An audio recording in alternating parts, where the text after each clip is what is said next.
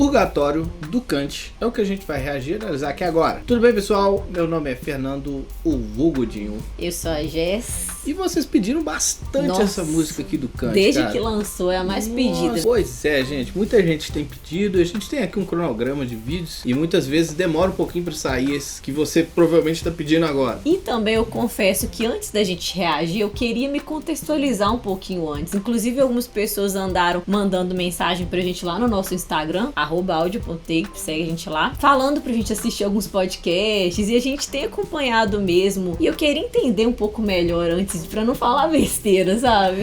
Pois é. Essa música faz parte do álbum, um novo álbum do Kant, que é o Inferno de Kant, que é um paralelo a Inferno de Dante, que faz parte da Divina Comédia. Então, tipo assim, quanto conceito. E realmente foi muito interessante o trocadilho que ele fez, ao invés de colocar Dante, que é o autor mesmo da peça teatral lá, ele colocou Kant. E tudo a ver com Kant fazer trocadilhos, né? Vamos combinar. E outra coisa legal também é que uma das partes dessa peça é o purgatório. E aí essa música já vem encaixando bem nessa parte também. E outra curiosidade também é que vários artistas, pintores da mesma época ali do Dante também fizeram obras de arte também inspiradas nessa peça, que ela ficou bem famosa mesmo. E só pra deixar mais claro também, Divina Comédia é o nome ali da peça toda e ela é dividida em várias partes. E uma das partes chama Inferno, outra parte chama Purgatório, outra Paraíso. Então eu suponho que o Kant deu uma pesquisada aí, porque tá batendo muito as coisas, né? Tá bem contextualizado.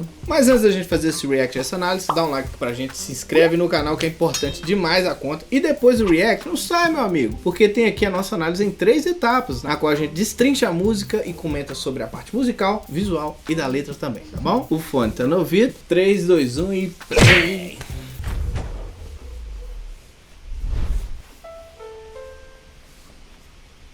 Que piano misterioso. Ok.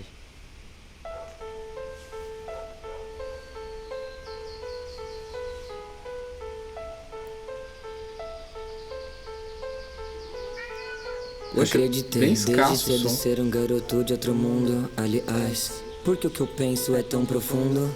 Bruno, você não é igual a todo mundo. Eu sei, mamãe. Sobre isso que eu me confundo, minha família diz. Ele só está confuso com o uso de droga. Que droga não vem que eu uso o fim do poço pra fazer dólar. Claro que eu tô confuso. Com 4 era responsável por casa, comida e me arrumar pra escola. Fantásticas danças de escola.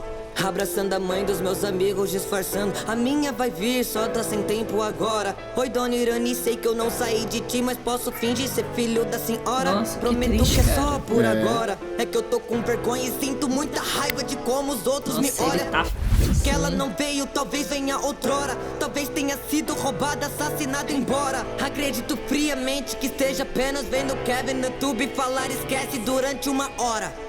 Ele vive rindo, deve ser história. Vira a página então, vamos embora. E pulem pra parte do toalete, onde eu ponho um rap, ganho um patrocínio de Gillette. Meu pulso uma tatu nova. Estou cansado de ser tão julgado. Às vezes acordo e me sinto o próprio diabo, pelos versos e formas que eu tenho conjugado. E quanto mais me vejo triste, mais me vejo tatuado. Eu não sou um anjo, eu não me vejo em uma estatueta. Eu faço isso pra conseguir um extrato extra.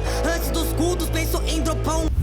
No meio da palavra eu penso em letras que falam de mortes, droga. Nossa. Que tenso, hein? Alguém, Caraca, por favor, ele meta botou uma pra bala fora, na assim, minha tudo. cabeça ao som de Tupac e um back gigante. Não curto microplanta, de chave kryptonita de Clark pra Kant. Queima tua ponta, me sentindo Cartman, tirando Clark, minhas bolas Clark gigantes de um pra micro-ondas. Kant, caraca. É que a vida me deu um rodo e eu guardei até comprar minha própria casa. E quem duvidou, meu com asas, nadando com tubarões famintos em águas rasas, implorando por carinho, só o demônio me abraça. Tô no limite, botando fogo em uma casa inteira só pra acender um dinamite. Desde pequeno eu sonho com o céu caindo. Caraca. Um ser de luz, só que de capuz. Deu uma anjo extensão caído. nessa parte. Vozes silenciosas falam muito comigo. Entre o bem e o mal eu vivo em conflito. Pesadelos quentes entre meus cochilos. Dizem que se esse é meu papel, terei que puni-los. Poxa, ele colocou o beat agora, mano.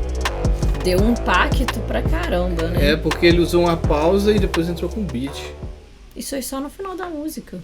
Cara, achei uma música pesadona, assim, né? Bem densa, assim, pesada. Principalmente na questão do conteúdo que ela traz. Mas a gente sempre fala primeiro sobre a música, sobre o beat. Que é um beat que não existe, na verdade, né? Só existe, aliás, no final da música. Porque ela começa com uma escassez de som incrível, assim. São só notas de piano que formam uma melodia bem densa e séria, sabe? Naquele estilo mais de terror, uma sonoridade menor, pegando ali intervalos que são mais tensos e que traz mais esse ar obscuro. Como se fosse um filme de suspense, assim. E todo esse conteúdo denso, que depois a gente vai falar da letra, a gente viu que a música reforçou, a música ajudou a trazer todo esse sentimento mesmo. É verdade, porque toda a intensidade que a música vinha trazendo na sua construção era feita através do som ficando mais grave, ou seja, a mudança de região, a mudança de registro desse piano. E realmente de vez em quando tinha um grave ali bem potente que eu acho que era o próprio piano. É verdade, isso entrava na música e trazia essa dinâmica que indicava o peso que ele queria colocar e a ênfase que ele queria colocar em determinado momento da música. E isso foi interessante, foi um bom artifício, porque querendo ou não é um desafio pegar um instrumento só, inicialmente, para poder colocar dentro de uma música que é um rap, cara, que é um trap. Então o que acontece? Todo o ritmo e todo o andamento da música fica por conta do piano. Por cima daquilo tá o Kant cantando. Então tem uma certa dificuldade, entre aspas, de criar um arranjo com esse conceito inicial. No entanto, eles conseguiram fazer isso de forma satisfatória. Lembra, inclusive, algumas músicas que tinham um tom mais sério do Eminem, que é um artista que o Kant se inspira bem nele, né? E no final da música vem aquilo que nos surpreende, que é uma pausa seguida do beat. O beat entra no final da música, quando não tem declamação mais. Isso, cara, traz uma ênfase tão forte e uma sensação de continuidade.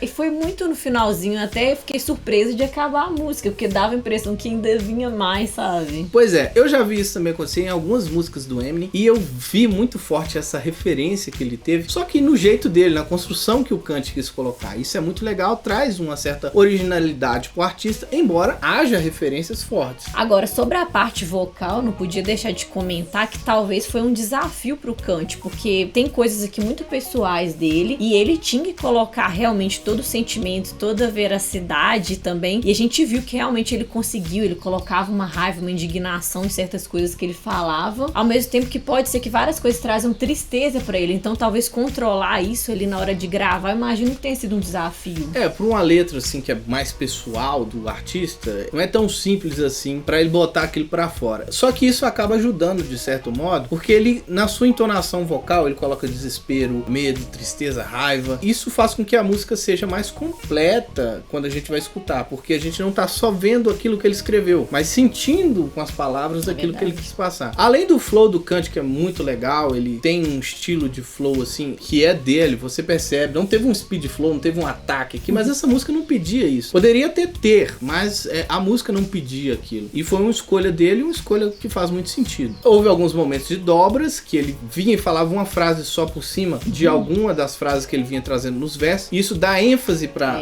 aquele trecho, e isso traz essa diferença no instrumental que foi produzido pelo Kyoki, ou Shock, não sei como fala o nome dele, me perdoa. O visual, cara, parece um loop, porque ele vem ali, sai das costas do Kant e se depara com ele em frente a um piano, que faz muito sentido a questão do piano, porque a música é melancólica, a música é pianística, tem piano ali, né? Você vê ele com alguns movimentos que olham pra tela, já percebe alguns atributos ali, por exemplo, as cores quentes, que são uma luz vermelha e branca que tá dentro do piano, sem falar nessa corrente que tá no pescoço dele, que é algo muito chamativo. Inclusive, ele faz um movimento assim com a corrente logo no início, eu acho que ajuda a gente aí o olhar direcionar ali, ó, tem um negócio ali. E depois a gente vê claramente que é uma corrente bem grossona e bem grande aqui no pescoço dele. E isso tudo num cenário branco, que faz muito sentido com o purgatório, que é um local que tem a função de purgar os pecados da pessoa, purificá-la, entre aspas. Então branco faz muito sentido. Agora, a movimentação da câmera sempre volta para um estado de loop, que é para as costas dele. Eu captei isso aqui, mas eu também vi uma entrevista do próprio Kant dizendo por que tem essa ideia do loop. Que Inferno, no conceito que ele quis trazer, é um loop das coisas que o mais atormenta, né? Então por isso que fica essa ideia que sempre volta. E ele fica revisitando essas coisas que fizeram ele sofrer e tudo mais. Outra coisa que ele mesmo diz nessa entrevista é o fato da corrente, que quer dizer algo que ele está aprisionado. Ele está tá aprisionado àquilo. Aí você percebe algo bem pessoal do compositor, do artista, que passa por diversas situações complicadas. E ele falou também na entrevista que essa corrente era bem grandona no pescoço, porque ele na verdade poderia sair dali a qualquer momento, mas ele tava tão preso e tão meio que obcecado ou cego, não sei, que ele não conseguia sair dessa corrente, mesmo que estaria fácil de tirar. O ponto alto dessa música, eu diria que tá na letra, né? Porque um rap, que é rhythm poetry, se liga muito na poesia, né? No que o cara quer falar com as rimas. E nessa música, o Kant põe pra fora alguns pensamentos que ele tem. Eu vejo todas essas reflexões como alguém que externa mesmo o que tá na cabeça dele. Ele mesmo na entrevista diz que ele quis colocar pra fora aquilo que passava na cabeça dele, que senão ele ia se atormentar. Ele fez isso como uma terapia,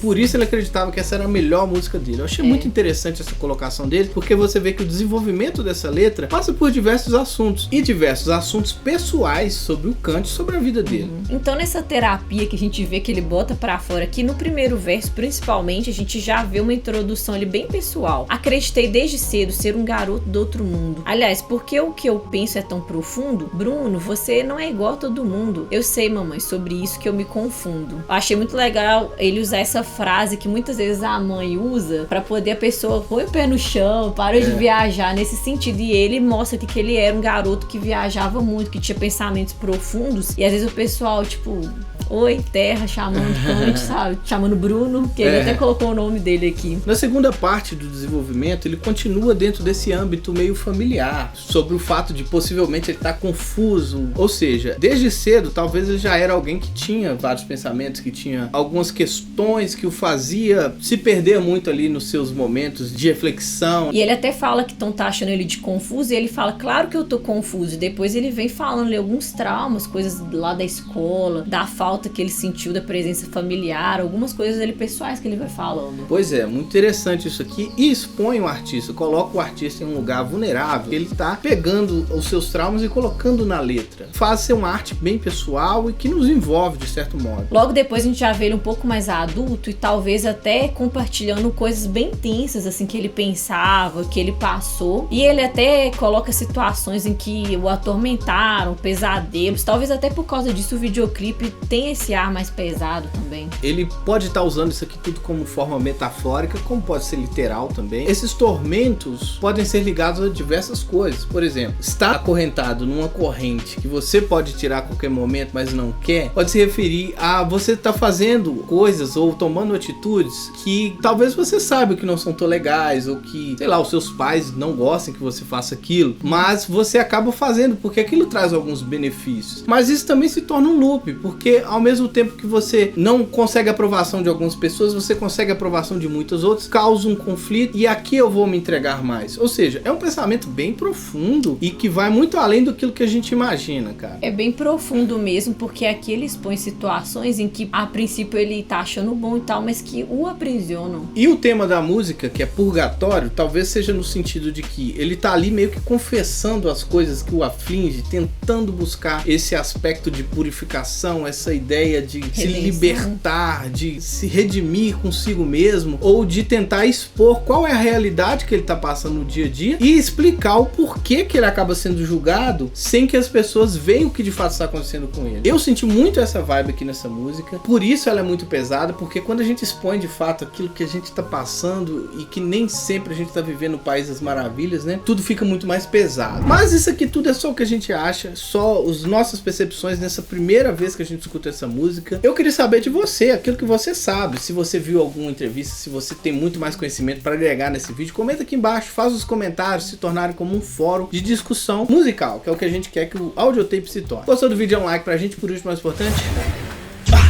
clica aqui, se inscreve no canal, tem muita coisa boa aqui. Tem essa playlist aqui só de rap, com vários raps que a gente já analisou nesse canal, tá bom? Um abraço pra você e tchau. Tchau.